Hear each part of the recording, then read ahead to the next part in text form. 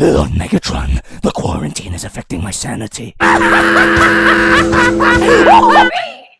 my name is Jobby, and we're taking a look at the Planet X Moors. And you can get this figure at the Big Bad Toy Store, one of the few Planet X figures that are on sale, and oh, that's a good price. And this guy's a third-party version of the Fall of Cybertron Starscream, and I have a very soft spot in my deep, dark soul because I voiced this character. No, you didn't! I checked the IMDb page, you're a liar!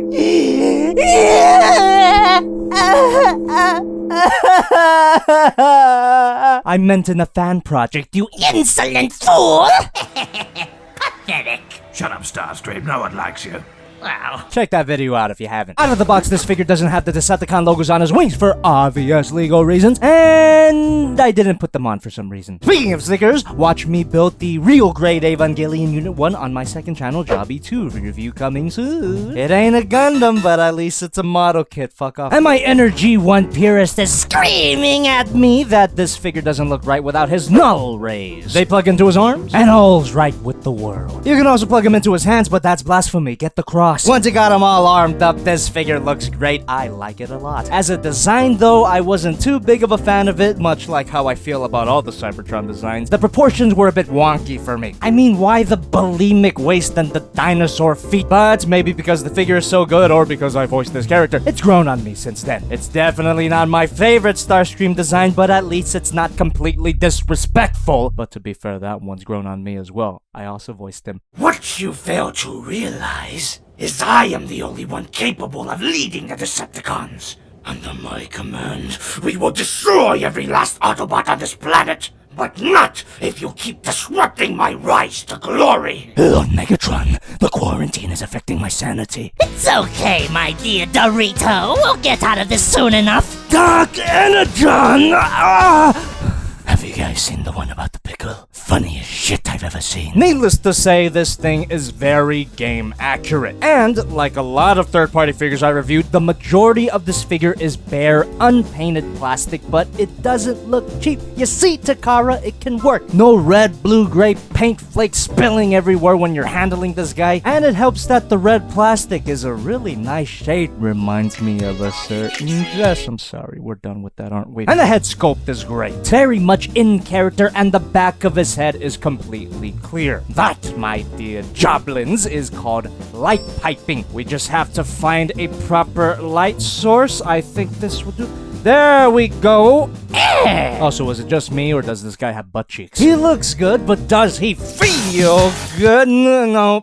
His top half has a bit of a bad habit of exploding on you if you go a little too rough on him. This part's supposed to tab into the backpack, but it's not the best connection. And you just don't want to handle it like a complete chimp. Mildly annoying, but it doesn't feel like someone with a bottle of Guinness designed this. That's really the only area of flimsy floppiness. The actual joints of the figure pass the wiggle test with flying colors, eh? Flying, yeah.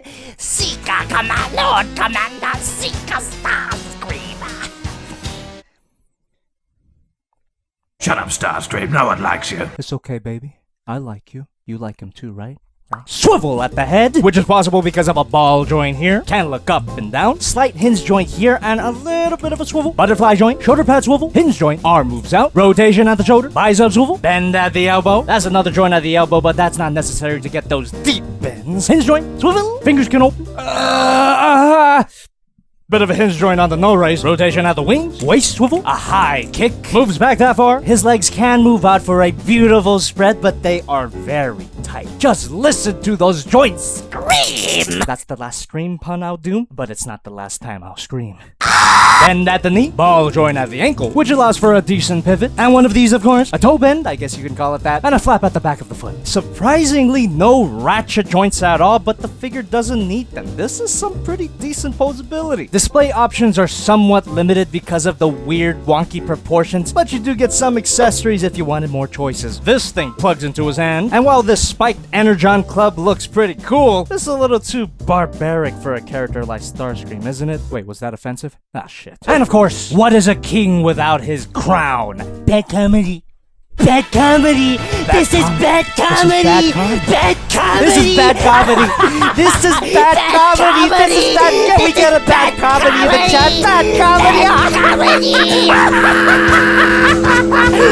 Funniest shit I've ever seen. And you get a card. That's on the back. Die comparisons. Here's Planet X Pluto, not Megatron. My previous review, Leo Convoy, or Lio Convoy. Sorry, I mispronounced something again. I've got worms in my brain, I'm telling you. Planet X Apocalypse, not Triptychon. And the officially released Deluxe Class Fall of Cybertron Thundercracker. Now, I know my brain might be getting a little smooth, but it looks like to me that Mors is too big compared to Megatron. These Planet X Decepticons look good together regardless. Now, let's bring out these stupidly portrayed instructions. Planet X, work on your goddamn conveyance. How am I supposed to read these tiny graphics? I think it's time I looked into a home. First of all, remove the cannons, turn them around, collapse the wingtips, untab the backpack like it so wants to do, turn all of that around, untab these parts, flip this up, that gives you clearance to swing out the rear fin, fold that in, and the other half tabs in. The fins themselves also connect. Fold the wing section all the way out, that whole thing shifts down and plugs in. Same thing on the other side. Shift that whole thing down, and we're gonna leave the backpack like that for now. Let's open up the leg, and from the inside, push that out, fold out this strut, fold that back up, shift in the thigh, and close it back up. Fold up the toe, and same things for the other leg. Open up the arm, fold in the hand, close it up. That goes for both arms, obviously. Flip this panel up, fold up the chest. That reveals some unpainted spark detail. Unfold these ab parts, pull them out, rotate that ball joint, and continue to pull them up. There you go. Flip out the jet nose, fold out the front landing gear, close this up, bring out the shoulder, flip up the shoulder pad, spin it around, and that plugs in. Bend the elbow, bring that down, and do I even have to say it? Shift up this lower half, flip this over. These thingies shift back, the backpack tabs in, and it also plugs into the legs. Rotate the wings, and they plug in too. Bring back the guns, and plug them into the wings. Bit of a tight fit. And here we have the jet mode. This is awesome. Once again, very game accurate from what I can tell. I really like these chunky Cybertron jets. They might look big and bulky, but they still manage to look a bit sleek. And it still works as a great throwback to that original Starscream jet. And transformation-wise, the way that the backpack converted, it's super satisfying in this mode. You can't even tell that it splits apart. Just wish it could have plugged in better in the robot mode. And when you flip the jet over, yeah, it's pretty much what you'd expect from the kibble of a vehicle mode. But that landing gear is a very nice touch. Of course, it's possible to retract those like a bad opinion on the internet. But if you do that, all you're left with is a sitting duck, much like how it really is if you retract the bad opinion on the internet. I don't really know where I was going with that. I mean, maybe you can try plugging into a Bandai Tamashii Nations Act 5 stand. Oh, that kind of works. Who needs a damn stand where you can whoosh them around yourself? This thing holds together really well. But I don't understand why the robot arms don't plug in any way. The whole front of the jet too, what the fuck? The thrusters, formerly known as the feet, also don't lock in any way, but I don't mind that. I just consider that jet articulation, and this clear plastic is looking great. And just as a little bonus, you get an opening